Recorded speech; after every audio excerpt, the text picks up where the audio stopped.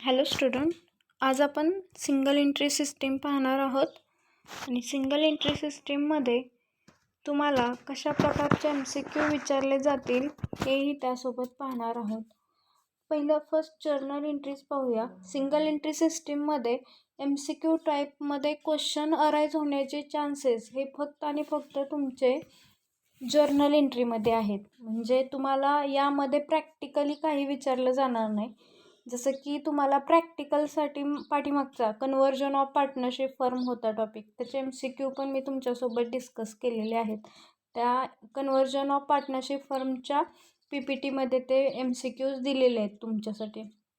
तसेच single entry सिस्टीममध्ये practically विचारण्यासारखे काय नाही. म्हणजे डायरेक्ट क्वेश्चन यातून अराईज होण्याचे चान्सेस भरपूर आहेत, जे की तुमच्या जर्नल एंट्रीजवर अवलंबून असतील. पहा, तर जर्नल एंट्री पहिली कशाची आहे? कॅश परचेसेस एंट्री काय होते? Purchases account debit to cash account. दुसरा आहे क्रेडिट परचेसेस. क्रेडिट परचेसेस असते म्हणजे याचा अर्थ कॅश परचेसेस कुठे येणार? Purchases account debit to cash oblique account. म्हणजे आपल्याला ही एंट्री कुठेच नॉमिनल करता येत नाही. क्रेडिट परचेसेस मात्र आपल्याला 4 अकाउंट ओपन केले जातात सिंगल एंट्री सिस्टीममध्ये. डेटर्स अकाउंट, त्यानंतर creditors account, bills payable account आणि बिल्स रिसिवेबल अकाउंट. मग डेटर्स, क्रेडिटर्स, बिल्स पेएबल आणि बिल्स रिसिवेबल यामध्ये ज्या ज्या एंट्रीचं पोस्टिंग होणार आहे ते क्वेश्चन्स तुमच्यासाठी अराईज होण्याचे चान्सेस भरपूर आहेत. यामध्ये क्रेडिटर्स किंवा बिल्स पेएबल, त्यानंतर डेटर्स किंवा बिल्स रिसिवेबल होत नाही. म्हणजे ही जर्नल एंट्री अराईज होण्याचे चान्सेस खूप कमी आहेत. सेकंड पहा, credit purchases account debit to creditors account. म्हणजे क्रेडिटर्स अकाउंट आला आहे, क्रेडिटर्स अकाउंटच्या कुठे जाणार हे? परचेसेसला डेबिट काय? क्रेडिटर्स. म्हणजे क्रेडिटर्स अकाउंटच्या क्रेडिटला काय येणार आहेत?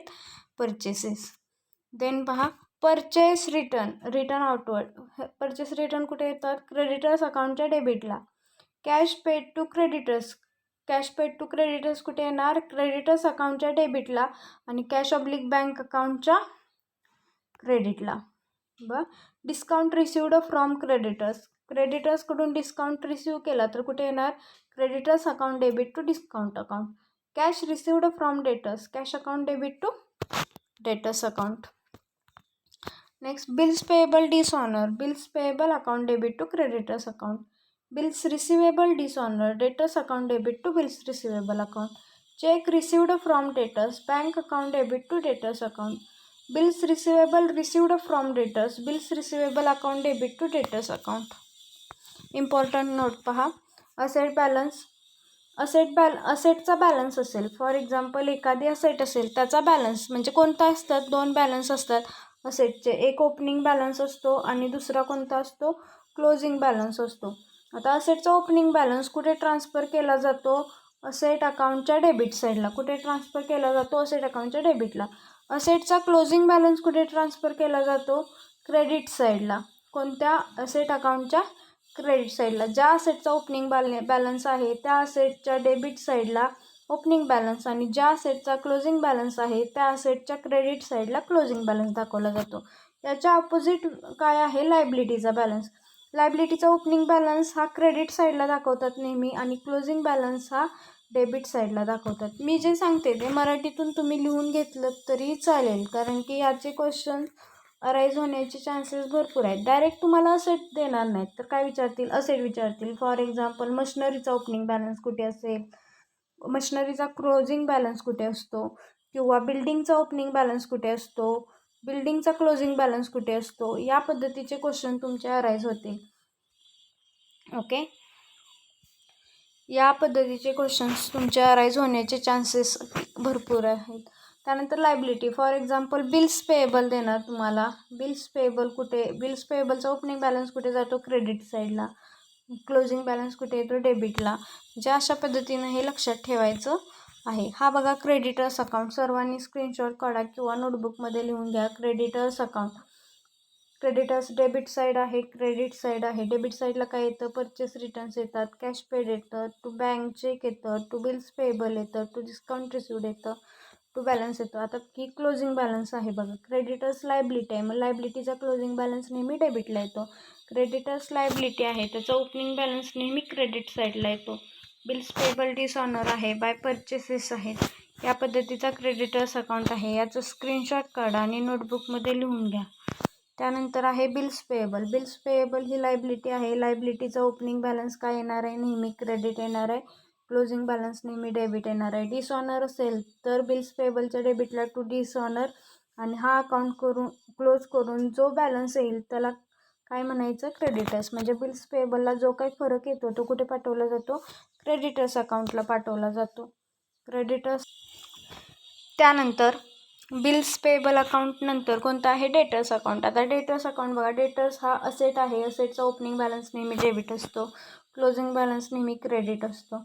बिल्स रिसिवेबल डिसऑनर असेल तर डेटर्स अकाउंटच्या डेबिटला, गुड्स ऑब्लिक सेल्स रिटर्न असतील तर डेटर्स अकाउंटच्या क्रेडिट, कॅश रिसिवड असेल, जे काय रिसिवड असतं ते डेटर्स अकाउंटच्या क्रेडिटला येतं. जे काय डेटर्सने रिसिवड केलेलं आहे ते सर्व कुठे येतं, डेटर्स अकाउंटच्या क्रेडिट साईडला येतं. याचाही स्क्रीनशॉट काढून नोटबुकमध्ये लिहून घ्या. त्यानंतर आहे बिल्स रिसिवेबल अकाउंट.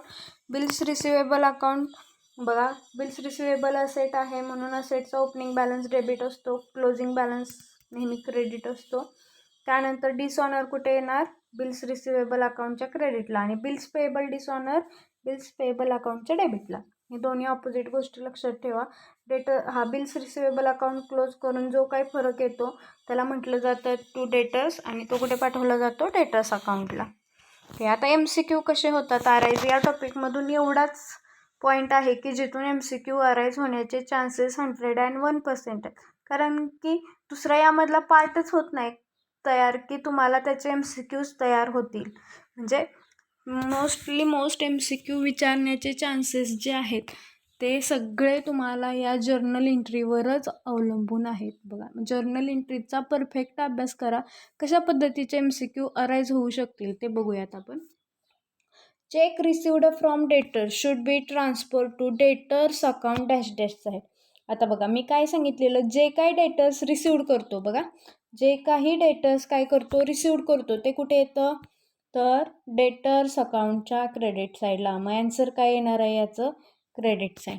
बघा, चेक रिसिव्ड फ्रॉम डेटर्स, डेटर्सने चेक रिसिव्ड केला, मग जे काही रिसिव्ड करतो डेटर्स ते कुठे येतं, क्रेडिटला. डेटर्स अकाउंट कोणत्या साईडला येणार आहे, credit side. Cash paid to creditors should be transfer to creditors account dash dash side.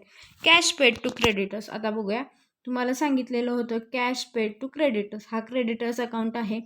Creditors, cash paid कुठं आहे, क्रेडिटर्स अकाउंटच्या डेबिट साईडला. दिसलं का, हे कुठे आहे, कॅश पेड कुठे आहे, क्रेडिटर्स अकाउंटच्या डेबिट साईडला. मग कुठे काय आन्सर येणार आहे त्याचं पाहूयात आपण. आता काय आन्सर येईल त्याचं, cash paid to credit should be transfer to creditors account debit side. कारण की आन्सर काय येणार आहे त्याचं, डेबिट साईड. याचं काय होतं, credit side. Bills receivable dishonour should be transfer to debtors account. बघा, बिल्स पेएबल डिसऑनर असेल, bills receivable dishonour should be transfer to debtors account. तर हे अकाउंट लिहून घेण्याचे चान्सेस इम्पॉर्टन्स काय आहे याचं. बिल्स रिसिवेबल काय म्हटले मी, dishonour should be transfer to debtors account. Debtors अकाउंटच्या कोणत्या साईडला, तर बघा बिल्स रिसिवेबल डिसऑनर कुठे सांगितलेलं आहे आपण, डेबिट साईडला आहे का. म्हणजे डेटर्स अकाउंटच्या कोणत्या साईडला पाठवतोय आपण डिसऑनर, डेबिट साईडला. मग आन्सर काय येणार आहे त्याचं, debit side. Bills receivable dishonour should be transfer to debtors account debit side. कळतंय का, ओके.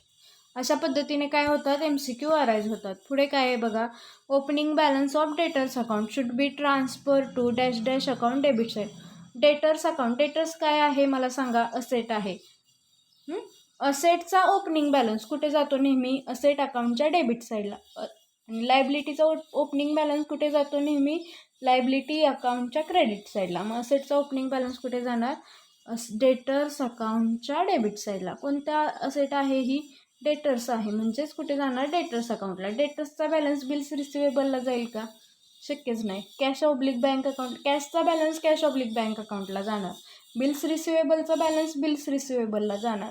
पण डेटर्सचा बॅलन्स कधीही इतर दुसऱ्या कोणत्याही अकाउंटला जाणार नाही, कारण की त्याचा स्पेसिफिक अकाउंट तयार केला आहे. तेवढ्यासाठी अशा पद्धतीचे MCQ तुमच्यासाठी या टॉपिकमधून अराईज होणार आहे.